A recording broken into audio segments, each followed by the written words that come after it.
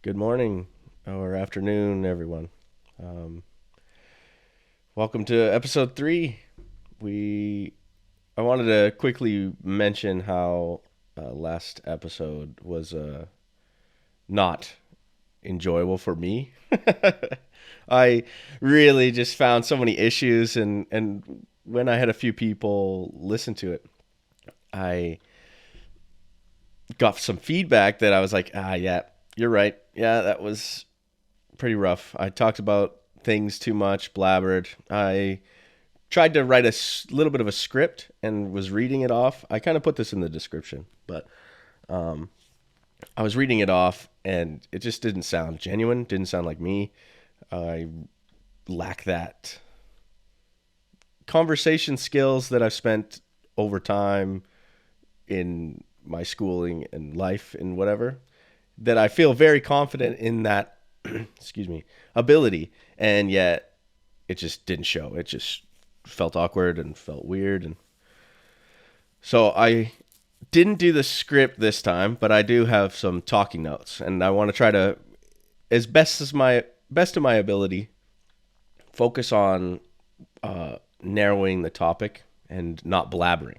So both of those, I want to try to do that balancing act. So today we're going to start with a story about me. So a couple years ago, or actually a year ago, sorry. A year ago in August, I quit bartending at a bar that I was bartending at for 3 years. It was a tap house. I quit there, and in the interim period between me working again in a different job or whatever, I took a month off. It was the end of the summer. I live in Canada, so summer never feels very long. And it does get hot where I live. But anyway, August was the last bit of the summer. And my parents own a lake house. And I was like, okay, well, I was bartending 5 days a week, always night shifts, missed a lot of family and birthdays and any sort of family occasion or whatever. I missed a lot of those. So I wanted to spend the last month of August, the last little bit of August, out at the lake, getting as much sun and relaxing. And the first day that I get there, I think it was the Sunday, and I slept over. But so Monday would have been me and myself and I. I would have been totally by myself on a nice sunny day. That was the hope. And the day did not turn out that way. I woke up and looked outside, and it was just pouring rain, and it was kind of sunny. Surprisingly, it was kind of like a sun shower. It wasn't super crazy that way, but it was ridiculously windy. The lake itself had like 4 or 5 foot waves, and it's inset into coulees, so it kind of funnels in a certain direction, but usually the wind kind of gets dampened because of the coulees, but that day was crazy. So I woke up and looked outside and was very disappointed. I was very distraught, and I kind of was super lazy. I just lounged around watching YouTube just on my phone for a long time. Then I booted up the TV and started watching Netflix. Totally, my heart wasn't in it. I was planning on going out in the sun and just relaxing, sun tanning, listening to music, blah, blah, blah.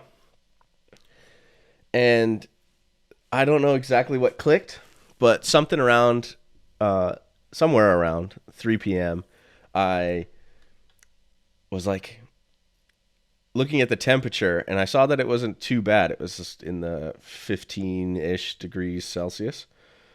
And I always prep when I go to the lake that, you might be at a campfire in the middle of the night, and it might get cold then. So I always pack like warm clothes as well, hoodie and everything.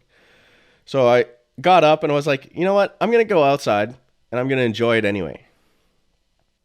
And I went down onto the dock, and like I said, there was 5 foot waves. It's crazy. Our dock is a little bit raised, so there's not much issue with me getting wet.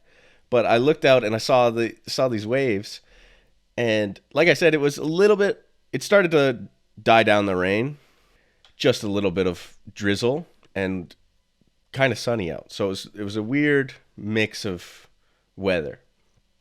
And I sat out on this dock and looked at the waves, and I got this kind of sense of fear as every wave would come close to me, as I could see the future waves and how big they were, and how their white caps were hitting the rest of the lake, and I saw that and was like kind of scared, like genuinely afraid. And it was weird because, like I said, it's raised, so I only get sprinkled even on the bigger waves. It would just hit the bottom of the dock, and then the way that the water would splash would hit through the cracks and sprinkle me. Nothing serious, nothing crazy. I would never get drenched. So I sat there and watched as these waves were coming to me, and every wave gave me this sense of fear. And then it would hit me and there was nothing. And then I looked back and, there's like 100 waves behind me. So I've gone through each wave. But so then there was this kind of like stoicism moment of the presence, the future, and the past, where I looked at this future wave and got this sense of fear. But once it got to me, it was nothing. I can handle it. No problem. And when you look back, you've gone through 100 waves. So it was this moment where all the anxiety and fear towards these waves was all just built on the future idea of what that wave would be, how it would hit you. Would this be the wave that takes me out? No, because none of them could. No matter how big they were, it wouldn't do anything more than a sprinkle. And most of the time, the sprinkle was just because of a bad angle or whatever that it hit the dock and it would sprinkle through. It would never be just directly related to the size of the wave. So I was kind of baffled by how even after I got this realization, I still felt fear for these waves. And I kind of just, being a philosophy major, kind of just decided to be some spiritual, whoa, what is the meaning of this kind of BS. But I did look at that and go, wow, this is a perfect translation between when you know you have to do something and you're afraid to do it. Let's say it's just like making a phone call to book a hair appointment or doctor's appointment or whatever. Lots of people have anxiety around phone calls. That phone call oftentimes is going to be some quick, easy, 1 minute, blah, blah, blah, done. You're not going to have any stress during the conversation. You're just going to be like, hey, yeah, I need a hair appointment. I just want a haircut. And then you back and forth between what day and what time, blah, blah, blah, blah. So it was weird because I got to see it in this tangible way, the future, present, and past. It was this direct relation of how that thing in front of me, the thing I have to do, my task in the future is nerve-wracking, anxiety-inducing, fear-provoking. But I always can handle it. Whatever it's related to that, and I'm going to butcher the quote. I don't have it set up. But the quote with Marcus Aurelius where he said, you will be armed with your same reason that you will in the future to deal with problems. Like I said, I totally butchered that. But it was such a weird day. And then once I kind of came to this thought process and kind of just enjoyed the weather and the wind and just kind of just relaxing there, I started to have a lot of fun. I became so excited and happy. It was like a totally different me. The earlier day versus the later day me were so different. One was so disappointed, and the other one was just so excited and so happy. I it was crazy. So the rest of the day, I just was smiling and laughing, and I started to take off clothes because the weather was warm enough where I didn't need my whole hoodie and everything. So even though, like I said, it was a sun shower, so I was like, oh, maybe we can get a tan through this crazy wind and even rain. Wouldn't that be something? So I just stripped off my shirt and everything and just relaxed out on the dock chair. I even, I think I brought out my notebook and started writing down this exact thing because it was so impactful. I just found it. It was just a wonderful day, or horrible day turned into a wonderful day. And I just wanted to mention this story because this really relates a lot to the Stoic philosophy, which is like my favorite school of philosophy when it comes to your thinking and to try to relax your mind, essentially, to put you at ease a little bit about how, you can't deal with things that are outside of your control. And this was an exact, like, a microcosm, I think that's the right word there, of that exact thing. Yeah. I was just about to ramble again, keep blabbing on. There we go. We're catching ourselves. We're getting better. I do have a quote from Marcus Aurelius ready here about this topic. It's a little bit pseudo adjacent, not exactly quite on the same topic, but here goes. How much more harmful are the consequences of anger and grief than the circumstances that arouse them in us? The things that cause us emotions, oftentimes, or let's say negative emotions, oftentimes aren't that big. They're small little minor moments. You stub your toe in the morning, and that kind of sets the tone for the next like hour, and it makes you grumpy and kind of annoyed and frustrated, and it just ruins that hour. Even though stubbing your toe sometimes, I mean, I assume you could really damage your toe if you stubbed it pretty hard, but most stubbing your toes are just tiny little issues. No one cares. It's a tiny little, oh, ow, and then you're over it, right? So that consequence damages that whole hour, where it's not just a physical damage, it's that emotional negative feelings that you get from that. So the same goes with this whole thing I'm talking about, where these small things that cause you so much worry, especially when we're relating it to the future, because most things aren't that hard. Like, I can just even relate it to this podcast. Initially, I've always wanted to do something like this, but I had so much anxiety in the future of all the things I needed to do. I need to get guests. I need to make sure this is good. I need to do this, blah, blah, blah. And one day, recently, obviously, I was just like, you know what? I'm going to just start doing it. I'm going to record my voice, see what happens. Like I said at the beginning, episode 0, I don't necessarily want this to be big, make a lot of money or anything. It's mostly just for me. It allows me to give this outlet of conversation. But I had so much nervousness with trying to make it perfect before I even did it. And obviously that's not the case now. I've come to relax in that it's not going to be perfect. You're going to get better. That's the goal with pretty much everything. If you start going to the gym now, you're not going to be great if you haven't gone at all. Then months down the line, you're going to slowly get better. You're going to get those newbie gains, get really strong really quickly, and then you're just going to be doing all the things and being happy with this new you, this person that works out. Same goes with this podcast. I'm going to be happy, and I am happy with this new me that spends every weekend, even just 30 minutes, talking about things like this and enjoying it.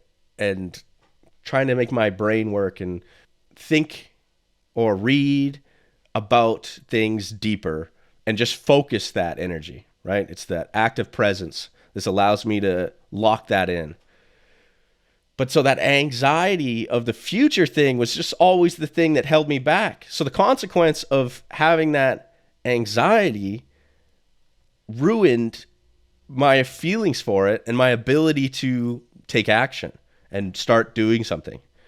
This active presence around moments and days has been something that I was throwing around a lot. I talked to my half brother a while ago about this exact topic, and I wanted to use the whole backtrack. The whole idea was that if you have a moment of extreme emotion, whether that be angry, negative or positive, doesn't matter.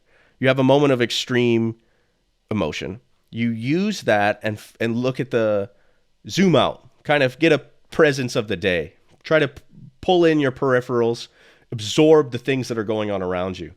You have this moment where you might be angry or happy or feeling pure love, whatever it might be, these pure emotions, these fullness, but yet you don't notice the things around you enough that you get this sense of presence. And then you get this kind of problem where all things are fleeting. And then if it's all fleeting and you're only focused on this minute pinpoint moment, you kind of forget a lot of the details. You forget this, you forget that. Like this wave day was an extreme moment of emotion. And I wouldn't have remembered it. I wouldn't have had quite the detailed knowledge about that experience and my happiness had I not zoomed out, noticed how each wave and just like analyzed that fear and then the relief of the wave passing me. Not analyzing that whole thing, it would have caused me to not remember that day, and it would just be another Monday that I just spent at the lake. Whatever, a day, just like every other.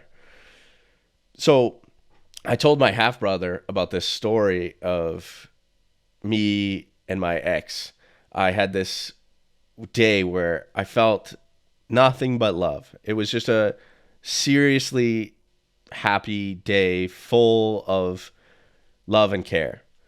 And I noticed this when I was there that day. I won't go into details, but it was just a moment where I was like, wow, I really want to remember this because I know tomorrow I will not feel this way. In an hour, I won't feel this way. No matter if it's a good or a bad feeling, you're always going to lose it eventually. Your body's always trying to get to that homeostasis. So I tried in that moment when I felt that extreme emotion to widen my presence and just watch the things around me, really take in the light, the place I'm at, the person I'm with, the things that went around me, the food that I ate that day, all those things. I tried my best to just kind of take the whole scope of the day so that it's stuck in my mind a little bit better than every other day. The days that you just are going to work and then nothing.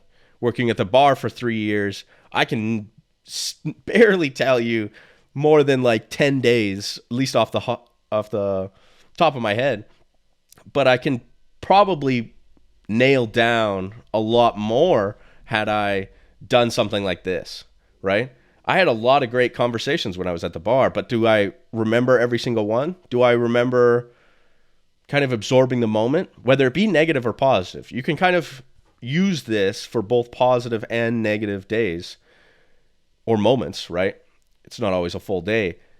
And just absorb every bit of it. And then that day becomes more substantial. I did this thing, a little bit of a tangent here, but I did this thing about a year ago as well, where I started writing down. I got a white erase calendar that I can use with markers, right? I would write down what I did every day, Just small little things, nothing crazy. Just like, hey, I hung out with Max today, right? Done. I worked from 6 to 12, whatever it was, things like that. Or like even minor moments where it's like I tripped on my way to my car, right? Write that down. Just in a small little moment. And then I also broke it into a lot of my habits that I wanted to keep and do and blah, blah, blah.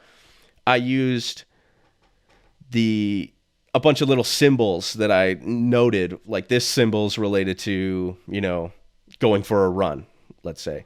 And then I would mark that symbol on a day that I did that. So then I can look back at the calendar and be like, oh, that's what I was doing this day. And it kind of really centers you and it makes you remember the days more often and in more detail just by having those tiny little moments. Now, since about, was it April of this year? Yeah, April of this year, I kind of have fallen off on that habit. I want to get back, but regardless, it's still something that I started doing that I really was enjoying and really benefited me for that exact moment, this act of presence. So back to this moment of pure love that I was feeling that one day. I was telling my half-brother, and he had this question. He was like, how do you know when you are in one of these moments? Because not always you will have this moment like I did where I could zoom out. I was given that opportunity. My brain was thinking that way. How do you find that moment? And how do you notice it?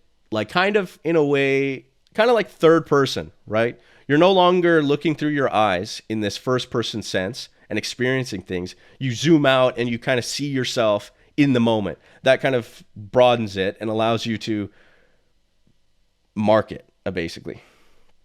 So I told him, I was like, that's the hard part, right? Is finding those moments and then being able to zoom out. The first thing that I can say that is good to think about that'll allow this type of situation is simply being like listening to me talk about this idea and doing this kind of thought yourself. You'll be able to at least have a conscious idea of doing something like this. Then when it might occur, it might give you that sense, might give you that ability to broaden. And not that I'm trying to say I'm a guru that can transmit beautiful knowledge to you or something, but it's simply just like, it's like if you were to consciously think of something, then, or have some sort of experience, then that thing becomes more, it's a confirmation bias. When you are looking for something, let's say you're going to count cars on a road trip and you're going to be like, I want to see all the Volkswagen Bugs. You go, let's count them all and whatever. Or you do the punch buggy no return type little game. I don't know if that's universally translated, but here in Canada, we did it. Not all of Canada. That's another thing okay, generalizations, whatever. You guys get the point. If you have this idea to see Volkswagen Bugs, you're going to see a lot more than you feel like you would normally. Like in your experience, you're going to look back and be like, I don't remember seeing this many Volkswagen Bugs in a day, but for some reason I'm seeing dozens of them. And that is confirmation bias. You have this you're looking for something, therefore you're going to like find more of it in a sense. That's a little bit erroneous, but still that's the idea. And this translates into that presence. When you are trying to look for presence, even just not actively, but if you've done a little bit of this thinking, you will have more moments like this. You will get that sense of presence more often. And so to answer my half-brother's question, I just simply said it's a moment of pure emotion, like severe emotion, where you are just completely filled with it. If it's a simple chemical that we could describe it to, then you just got a lot of that in your brain, right? So that's the best thing I could have said at that moment, where I was like, this is all I can say. If you feel this severe love or hate in that day, zoom out, enjoy it. Try to analyze all the details around you. Notice how messy your room is when you feel this thing, or notice the car next to you that's driving as the accident in front of you happens, or whatever, right? It's just simple as that. To try to get that day to day locked in. Each individual day is more memorable. So that's a little bit of a tangent, kind of on the same topic. I hope I didn't ramble too much. I might end up cutting this a little bit shorter. I mean, so far we're at 26 minutes, but to cut it a little bit shorter just so I can avoid babbling. We've gone through my main talking points that I wrote down, so I don't want to belabor the point. I will just say it one more time. The two things that I've talked about today, one being the future things aren't in your control, and the tasks, if your car breaks down or you get a flat tire, something like that, you're not going to know beforehand. When you wake up the day that your tire goes flat, unless you had some weird knowledge of somebody knocking a nail in your tire or something, or slitting your tire or whatever, you're not going to know that your tire's going to go flat that day. So when you get to that moment, you're as prepared as you possibly could be. You can't pre-plan things that you don't know will happen, right? So don't worry about those things, about getting a flat, like obviously pre-plan a little bit so you can change your tire or whatever in this situation. But once you get to that moment, whatever the hurdle or problem or issue that you might have, whatever might come about, you will be armed with all the tools you have in your arsenal at that moment. So you can't worry about that, because when you worry about that future thing, it ends up ruining that day. It's that quote with Marcus Aurelius, that the small things, the small problems and whatever, often are less of an issue than the emotional response related to it. The flat tire in the future is a minor issue than the whole worry and problems of thought of like, oh, if I get this flat tire, I won't be able to do it. I have all the tools, but I won't be able to replace the tire. That worry ruins that moment worse than you would feel when you had the flat tire and just did it.